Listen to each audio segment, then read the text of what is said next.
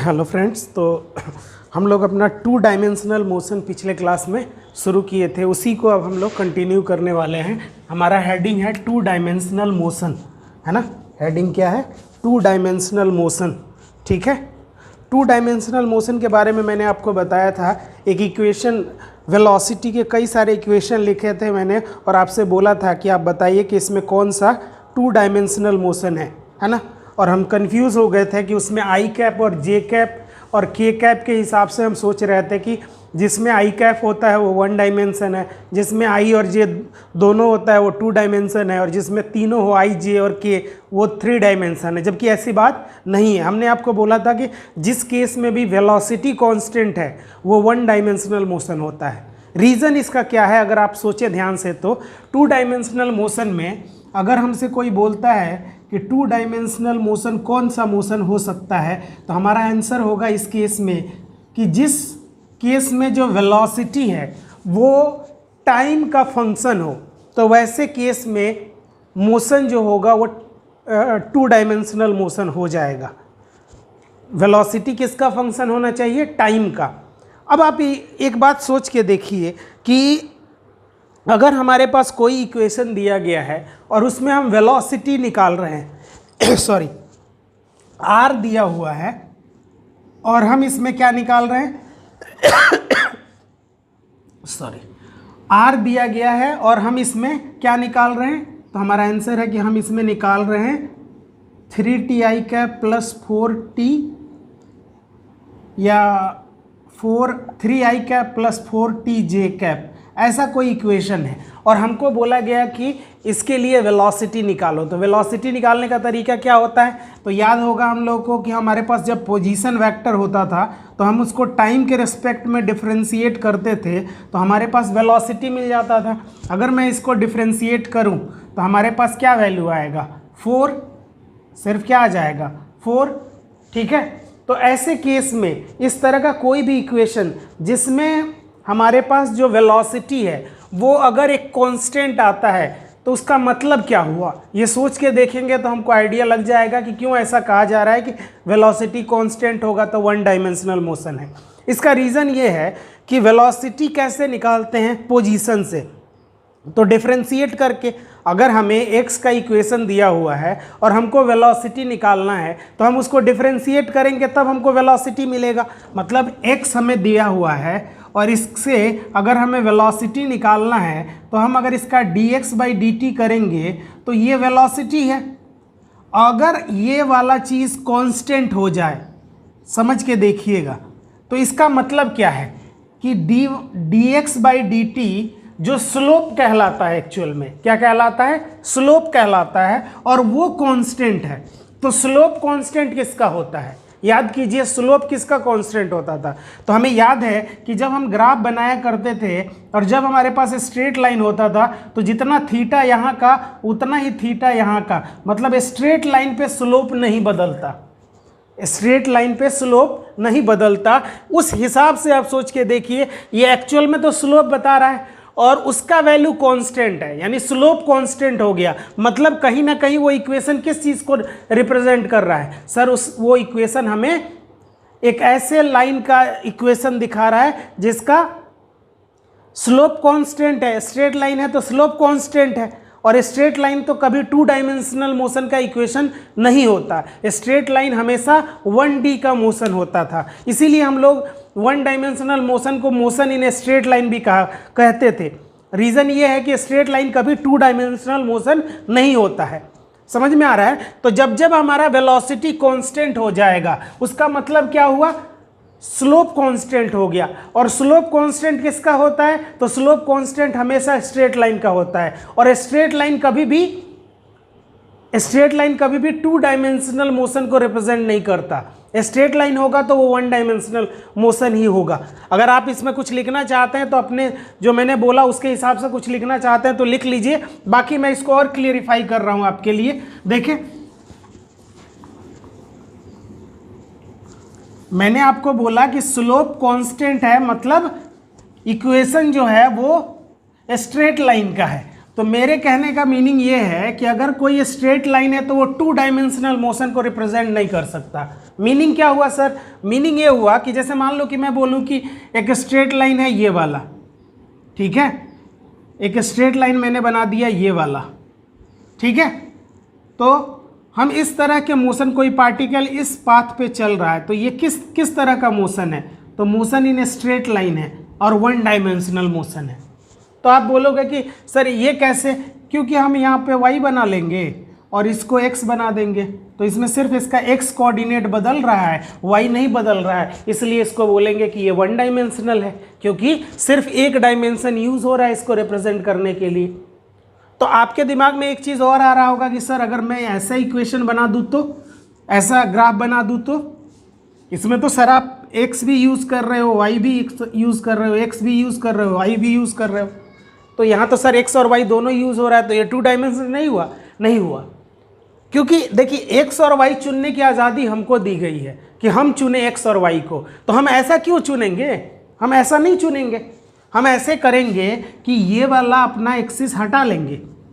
हम इस बार जो अपना एक्सिस बनाएंगे वो इस तरह का बना लेंगे, ये अपना, इसको बोल देंगे कि ये x है और इसको बोल देंगे कि ये y है। इस x और y में शर्त क्या होना चाहिए कि दोनों के बीच का एंगल 90 डिग्री होना चाहिए, बाकी वो टेढ़ा है कि सीधा है उससे कोई फर्क थोड़ी पड़ता है। तो जब कभी भी हमारे पास एक इक्वेशन दिया हुआ हो या एक ग्राफ है जो कि एक स्ट्रेट लाइन है, तो वो हमेशा 1 डायमेंशनल मोशन को रिप्रेजेंट करता है।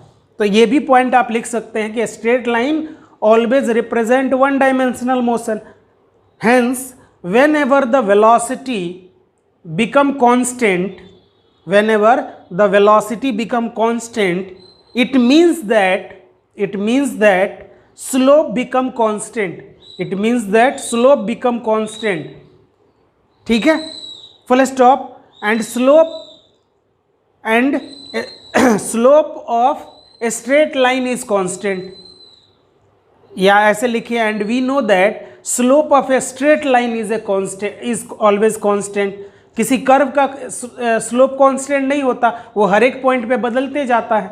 इसलिए हम ऐसा बोल रहे हैं कि वेलोसिटी अगर आपका कांस्टेंट है तो वो एक 1 डायमेंशनल मोशन को रिप्रेजेंट करेगा, 2 डायमेंशनल मोशन को रिप्रेजेंट नहीं करेगा। आइए देखते हैं और तरीका है इसको समझाने का, और भी तरीका हम यहाँ पे यूज़ करेंगे और उससे देखेंगे कि हमारा कैसे वेलोसिटी जो है कांस्टेंट होता है तो वो 1 डायमेंशन को ही रिप्रेजेंट करता है। जैसे कि पहले मैं आपको ये चीज़ बता दूं कि जो चीज़ हम लोग पहले पढ़ा करते थे, है ना, स्टार्टिंग में हम लोगों ने पढ़ा था कि कोई भी एक पार्टिकल है और उसका पोजीशन अगर ये x1, y1 है, ठीक है, और कोई पार्टिकल है जिसका पोजीशन q x2, y2 है, ठीक है, तो हम अपना यहाँ पे x और y जब बनाते थे तो इस वाले को मिलाने वाले लाइन को हम इसका पोजीशन वेक्टर कहते थे कि p का पोजीशन वेक्टर है, और यहाँ से मिलाने वाले लाइन को इसका पोजीशन वेक्टर बोलते थे जिसको r वेक्टर कहते थे।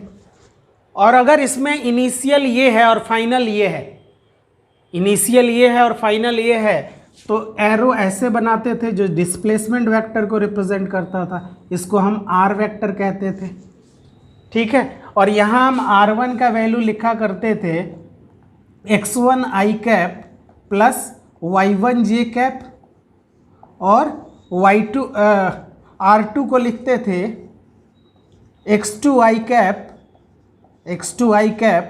Plus y2 j cap. और अगर हमें यहाँ पे r निकालना होता था तो r इज इक्वल टू हो जाता था r2 minus r1, r2 minus r1, और r2 माइनस r1 करते थे तो यहाँ से हमें मिलता था x2 minus x1 i cap plus y2 minus y1 j cap, y2 minus y1 j cap. और जब कभी भी हमें इसका ये मन करता था कि हम इसका मैग्नीट्यूड निकाल ले, तो r वेक्टर का मैग्नीट्यूड निकालने का तरीका होता था under root of x2 minus x1 का whole square plus y2 minus y1 का होल स्क्वायर। ऐसा करके हम इसका मैग्नीट्यूड जब कभी भी ज़रूरत पड़ता था हम निकाल लेते थे। ये बात हम कर चुके हैं। और जब कभी भी हमें इसका सिर्फ डायरेक्शन चाहिए होता था तो हम यहाँ यूनिट वेक्टर लिख देते थे r का, और आर यूनिट वेक्टर बराबर होता था r vector divided by r का मैग्नीट्यूड। तो डायरेक्शन के लिए तो ये यूज़ करते थे, मैग्नीट्यूड के लिए ये यूज़ करते थे।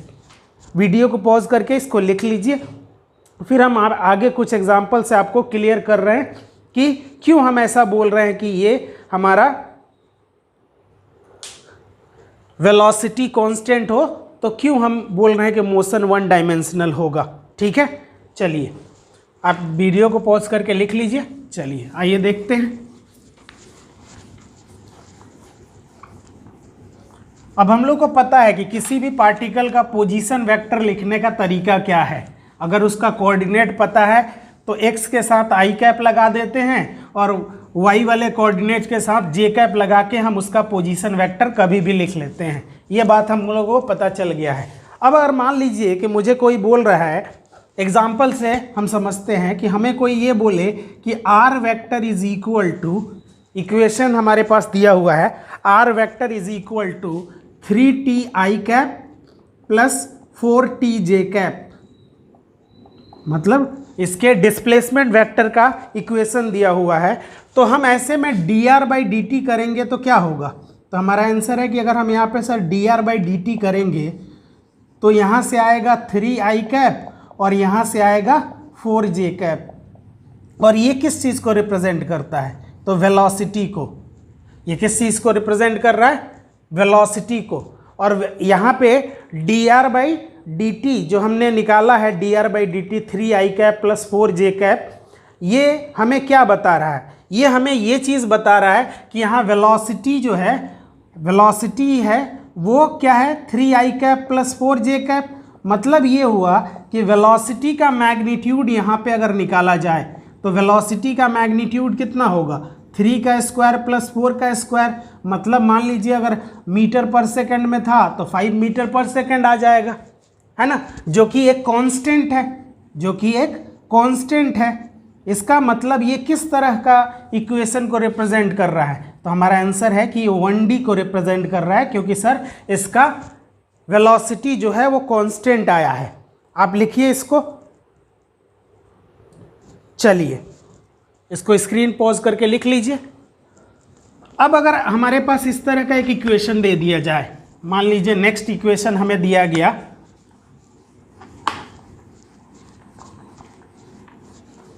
कि r vector is equal to 3ti cap plus 4t square j cap. तो ऐसे केस में हम क्या करेंगे, इसमें अगर हम dr/dt निकालें तो dr/dt इज इक्वल टू, इस केस में क्या हो जाएगा, तो हमारा आंसर है कि इस केस में होगा sir 3i cap plus 8tj cap. तो यहाँ अगर आप देखें तो वेलोसिटी आपका आ गया 3i cap plus 8tj cap, और यहाँ पे velocity is a function of time, is a function of time. इसलिए ये एक 2 डायमेंशनल मोशन का इक्वेशन है, ये 2D मोशन को रिप्रेजेंट कर रहा है। जब भी वेलोसिटी टाइम का फंक्शन होगा तो ये 2D को रिप्रेजेंट करता है। टाइम डिपेंडेंट फंक्शन अगर आ जाए तो किसको रिप्रेजेंट करेगा, 2D मोशन को रिप्रेजेंट करेगा। एक तरीका और है, लेकिन इसको लिखिए तब मैं उसको बताता हूँ, है ना। स्क्रीन पॉज करके लिख लीजिए। चलिए अब अगर आगे हम आपसे पूछें कि भाई साहब एक तरीका और है, लेकिन उसके लिए पहले जानना पड़ेगा कि जब कभी भी हमें x और y के बीच में जो ग्राफ दिया जाता है, वो मतलब हम लोग यहाँ पे जो चीज़ देख रहे हैं उसमें x और y के बीच में ग्राफ दिया हुआ है। किसके किसके बीच में ग्राफ दिया हुआ है, x और y के बीच में। ठीक है, ये हम लोगों ने x लिया है और ये y लिया है। मतलब ऐसा मत समझिएगा कि ये xt ग्राफ है, yt ग्राफ, vt ग्राफ है, at ग्राफ, ऐसा कुछ नहीं है। x और y के बीच में ये ग्राफ लिया जा रहा है, जिसमें x कोऑर्डिनेट पार्टिकल का बताया जा रहा है और y कोऑर्डिनेट पार्टिकल का बताया जा रहा है। अब मान लीजिए कि पहले वाले इक्वेशन में जो हमारे पास आंसर आया था या जो इक्वेशन था हमारे पास, वो क्या था, हमारे पास इक्वेशन दिया हुआ था r is equal to 3ti cap plus 4tj cap, 3ti cap plus 4tj cap. अब यहाँ से अगर आप देखो तो इसका मतलब ये हुआ कि यहाँ x जो है ना, x वो 3ti कैप है या 3t है ऐसे समझिए, और y जो है वो कितना है, 4t है। अब इसमें अगर हम लोग x का वैल्यू निकालें या t का वैल्यू निकालें इस वाले इक्वेशन से, तो हमारे पास आंसर आएगा x/3। t का वैल्यू क्या आ जाएगा, x/3। अब इसको लाके यहाँ पुट कीजिए, तो y = 4 इंटू टी के जगह पर x/3। ये देखो ना स्ट्रेट लाइन का इक्वेशन है कि नहीं। y = mx टाइप का इक्वेशन है ये, और y = mx एक स्ट्रेट लाइन का इक्वेशन होता है, इसलिए ये इक्वेशन से भी क्लियर हो रहा है। और ये जो हम लोगों ने काम किया है ना, ये इसलिए किया है कि हम लोगों ने ये पढ़ लिया है कि चाहे आप अलग डायमेंशन में बात करें, इधर अलग बात करें, इधर अलग बात करें, लेकिन टाइम दोनों के लिए सेम होता है। तो यहाँ पे ये i के साथ लिखा है वो x है, और y के साथ j के साथ लिखा है वो j के साथ जो लिखा हुआ है वो आपका y है। तो एक किसी में से टाइम का वैल्यू एलिमिनेट कीजिए और दूसरे में पुट कीजिए, इससे पता चलेगा एक इक्वेशन निकलेगा। अगर वो equation y = mx + c type का है, मतलब वो स्ट्रेट लाइन है। इससे भी क्लियर हो रहा है, इससे भी क्लियर हो रहा है कि हमारा ये एक स्ट्रेट लाइन का इक्वेशन है, और स्ट्रेट लाइन हमेशा 1 डायमेंशनल मोशन को ही रिप्रेजेंट करता है। लेकिन इसको आप लिख सकते हैं कि ऑल्सो बाई ग्राफ, ऐसे लिख लीजिए, also by graph r vector = इतना, फिर x = इतना, y = इतना, फिर इधर लिख लीजिएगा x वाले इक्वेशन से t = x/3, putting in equation 2 y = 4x/3, और ये एक स्ट्रेट लाइन है इसलिए ये 1 डायमेंशनल मोशन होगा। क्लियर है। वही अगर हम दूसरे इक्वेशन की बात करें, अगर हम लोग दूसरे इक्वेशन की बात करें जिसमें हम लोगों ने t² वाला फॉर्मेट यूज़ किया था, 3t हमारे पास आया था, r vector = 3ti cap plus 4t² j cap. अब इसमें अगर मैं आपसे पूछूं कि बताओ कि इसमें x क्या है, तो x = 3t है और y = 4t² है ना। अगर मैं यहाँ से t निकालूं तो t = क्या हो जाएगा, x/3, और यहाँ अगर उसी t को लाके पुट कर दिया जाए तो 4 × x/3 का होल स्क्वायर, 4 × x/3 का होल स्क्वायर। तो यहाँ से हमारे पास क्या मिल जाएगा, 4x² 9।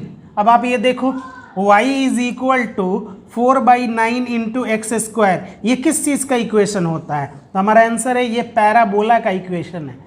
तो ये स्ट्रेट लाइन नहीं है, इसलिए ये 2 डायमेंशनल है। बाई ग्राफ भी हम ये चीज़ प्रूव कर सकते हैं कि कौन सा 1 डायमेंशनल मोशन होता है और कौन सा 2 डायमेंशनल मोशन होता है। बात समझ में आ रही है। तो इसको भी आप लिख लीजिए, फिर हम आगे और बढ़ेंगे, इसमें और आगे हम बढ़ेंगे, ठीक है। उसके अलावा एक चीज़ और याद रखिए, इसको लिख लीजिए स्क्रीन पॉज करके। चलिए नेक्स्ट, अगर हम लोगों के पास x और y में जब कभी भी इस तरह का एक ग्राफ दिया हुआ हो, है ना, स्टार लगा के हम ये पॉइंट मेंशन करेंगे कि जब कभी भी हमें x और y के बीच में ये x है और ये y है, इसके बीच में जब भी हमें इस तरह का कोई इक्वेशन दिया जाएगा ना, तो ये हमेशा 2 डायमेंशन को रिप्रेजेंट करता है। If graph between x and y, if graph between x and y is given as above, vt और xt की बात नहीं कर रहा हूँ कि आप स्लोप निकालने लगा हर एक पॉइंट पे, मैं x और y के बीच में बात कर रहा हूँ। is given as above, then it represent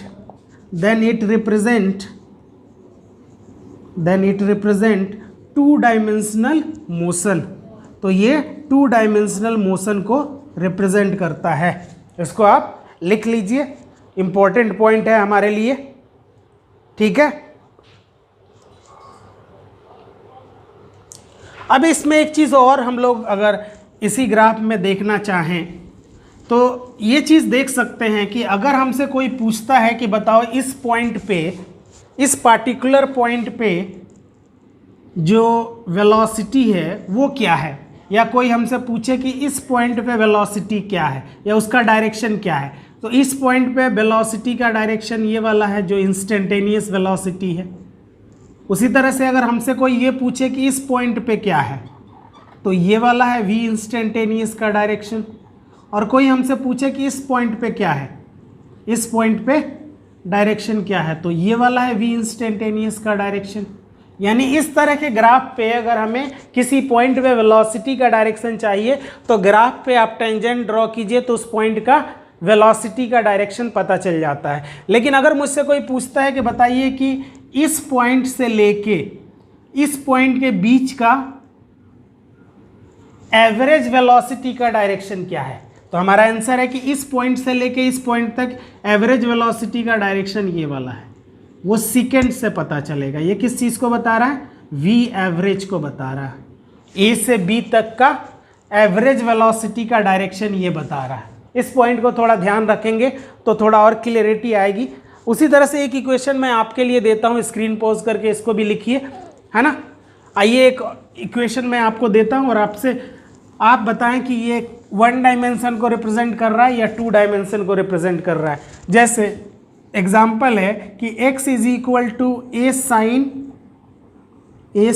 t और y is equal to b cos t। हाँ ठीक है, a साइन t और cos t। इस तरह का एक इक्वेशन दे दिया जाए, पूछा जाए कि किस तरह का ये ग्राफ है, ये 1 डायमेंशन को रिप्रेजेंट कर रहा है कि 2 डायमेंशन को रिप्रेजेंट कर रहा है। तो हमारा आंसर है कि हम लोगों ने अभी देखा था कि किसी एक में से टाइम का वैल्यू एलिमिनेट करके दूसरे में पुट कर सकते हैं। एक तरीका तो ये है अपने पास। और इस तरह के इक्वेशन में जब हम ये वैल्यू निकालते हैं तो ऐसा नहीं टाइम इधर से निकाल के और उधर भेज दीजिएगा, वो थीटा वाला टी है। तो इसमें हम लोग क्या करते थे, दोनों को स्क्वायर करके जोड़ दीजिए, तो x square plus y square is equal to क्या हो जाएगा, A square sine square T plus B square cos square T. या इसको भी ए कर लीजिए, इसको भी ए कर लीजिए, नहीं तो फिर हम ऐसा नहीं कर पाएंगे। ठीक है, तो यहाँ अगर हम ए स्क्वायर कॉमन लेते हैं तो यहाँ पे क्या बचेगा, साइन स्क्वायर टी, और यहाँ पे क्या बचेगा, कॉस स्क्वायर टी, और इसका वैल्यू 1 होता है आप जानते हैं। तो इससे हमारे पास क्या मिला, x square plus y square is equal to a square. ये पता है आपको किस चीज़ का ग्राफ है या किस चीज़ का इक्वेशन है, this is the equation of a circle. यह एक सर्कल का इक्वेशन है, this is equation of circle. और सर्कल जो होता है वो स्ट्रेट लाइन तो नहीं है, hence it is 2D motion, इसलिए ये एक 2D मोशन होता है। ये 2D मोशन को रिप्रेजेंट कर रहा है, आप लिख सकते हैं। ठीक है, या वैसे भी तरीका से आप जो सोच रहे थे कि हम यहाँ से dx/dt निकाल देते हैं, तो देखो dx/dt करोगे तो ये क्या आएगा, a cos t, और dy/dt करेंगे तो क्या आएगा, माइनस a sin t। देखो वेलोसिटी अभी भी क्या है, टाइम का फंक्शन है, तो इसलिए भी ये 2 डायमेंशनल मोशन होता है, इसलिए भी ये क्या होता है, 2 डायमेंशनल मोशन होता है। तो इस बात को ध्यान में रखेंगे। ठीक है, इस बात को ध्यान में रखेंगे कि 2 डायमेंशनल मोशन हमारा कौन सा होता है और 1 डायमेंशनल मोशन कौन सा होता है। इस बात को अगर हम ध्यान रखें तो आपको ज़्यादा अच्छे से समझ में आएगा। अब एक चीज़ और यहाँ पे लिख लीजिए स्टार बना के, इसको तो आप पहले लिख लीजिए, उसके बाद नीचे एक स्टार बनाइए और लिखिए।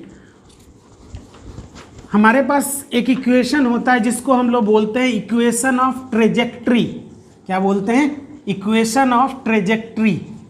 इक्वेशन ऑफ ट्रेजेक्ट्री का क्या मतलब है, अभी आप हेडिंग बना के लिखिए, equation of trajectory, equation of trajectory, equation of trajectory. ठीक है, इक्वेशन ऑफ ट्रेजेक्ट्री, और इसमें लिखिए equation of trajectory, equation of trajectory में लिखिए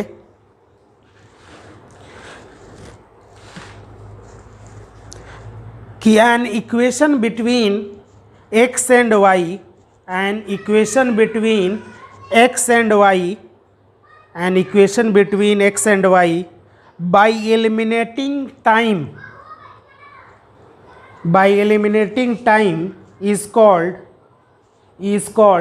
equation of trajectory. By eliminating time is called equation of trajectory. Is called equation of trajectory. Is called equation of trajectory. उसको हम लोग बोलते हैं सॉरी उसको हम लोग बोलते हैं इक्वेशन ऑफ ट्रेजेक्ट्री। ठीक है, अब आइए नेक्स्ट, अब हम लोग देखते हैं टू डायमेंशनल मोशन में हम एंटर कर रहे हैं। पूरे ध्यान के साथ हम एंटर कर रहे हैं कि सर हम लोग को पहले से पता है कि हमारे पास सिर्फ मोशन के 3 इक्वेशन हैं, v is equal to u plus a t, s बराबर u t plus half a t square, और v square is equal to u square plus 2as। इसके अलावा मोशन का कोई भी इक्वेशन हमारे पास नहीं है, और हमको अब 2 डायमेंशनल मोशन को डील करना है।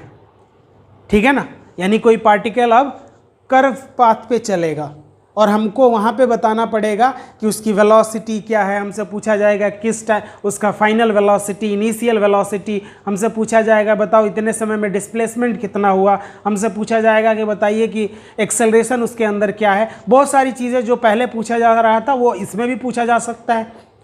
तो इस चीज़ को करने से पहले दिमाग में ये बैठाना है हमको कि जब कभी भी हमारे पास 2 डायमेंशनल मोशन होगा ना, तो वो समझ के चलना है कि ये एक्चुअल में 2 1 डायमेंशनल मोशन है।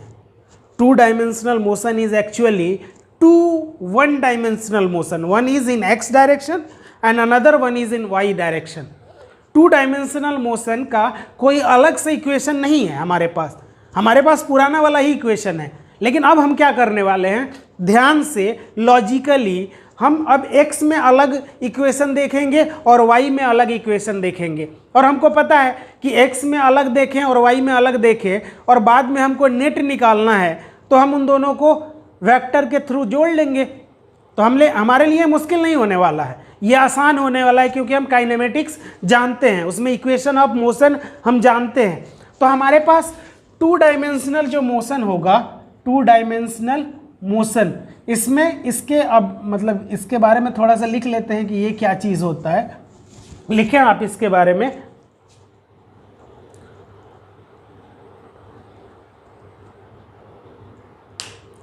कि इन टू डायमेंशनल मोशन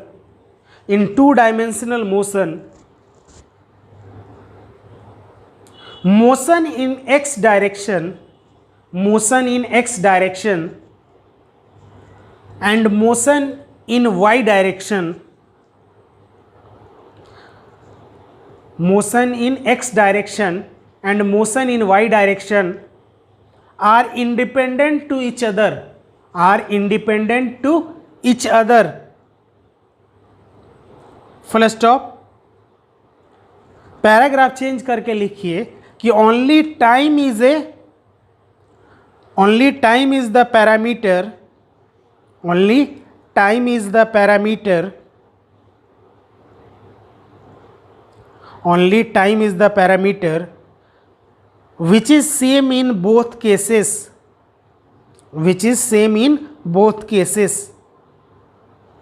ठीक है। अब आइए देखते हैं, जब हमारे पास 2 डायमेंशनल मोशन में जब कोई इक्वेशन दिया रहता है, जैसे हमारे पास मान लीजिए कि r वेक्टर दिया हुआ है। 2 डायमेंशनल मोशन में हमेशा हमें इसी फॉर्मेट में पोजीशन वेक्टर लिख के दिया जाएगा, x i cap Y j cap. ये क्या है, पोजीशन वेक्टर है। अगर हम लोग अलग से लिखना चाहते हैं तो पहला लिख लीजिए आप कि पोजीशन वेक्टर, 2 डायमेंशन के लिए हम लोग बात कर रहे हैं, पोजीशन वेक्टर। तो हमारे पास पता है पहले से इस तरह का सिचुएशन होता था, पी एक्स कॉमा वाई, है ना। तो यहाँ से लेके यहाँ तक एक इक्वेशन बना, स्ट्रेट लाइन, सॉरी यहाँ से यहाँ तक एक लाइन बनाते थे, यही इसका पोजीशन वेक्टर है। तो हम लोग क्या लिखेंगे, r vector is equal to x i cap plus y j cap, ये इसका पोजीशन वेक्टर है। उसी तरह से जब हमको पोजीशन वेक्टर पता चल गया तो अब हम लोग दूसरा वेलोसिटी वेक्टर निकाल सकते हैं।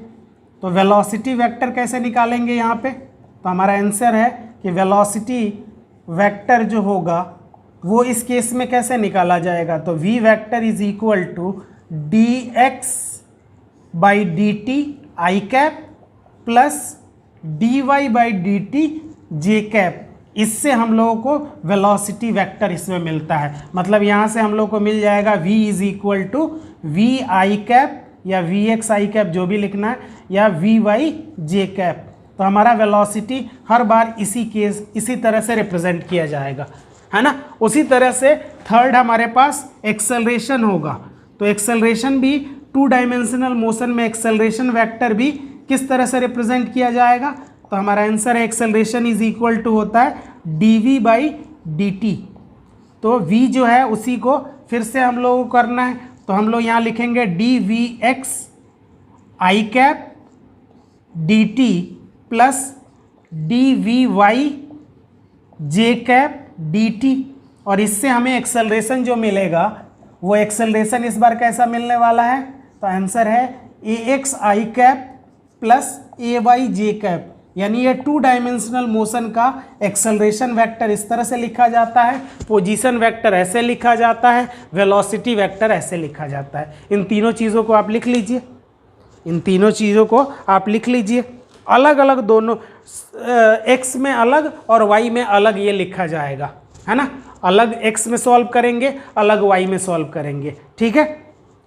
चलिए स्क्रीन पॉज करके लिख लीजिए, आगे बढ़ते हैं। चलिए आइए नेक्स्ट, अब हमारे सामने जो चीज़ आने वाला है वो ये है कि एक स्टार बना के हम यहाँ पे पॉइंट एक लिख लेते हैं पहले कि 2 डायमेंशनल मोशन या 2D मोशन सिर्फ लिखिए ना। 2D मोशन एक्चुअल में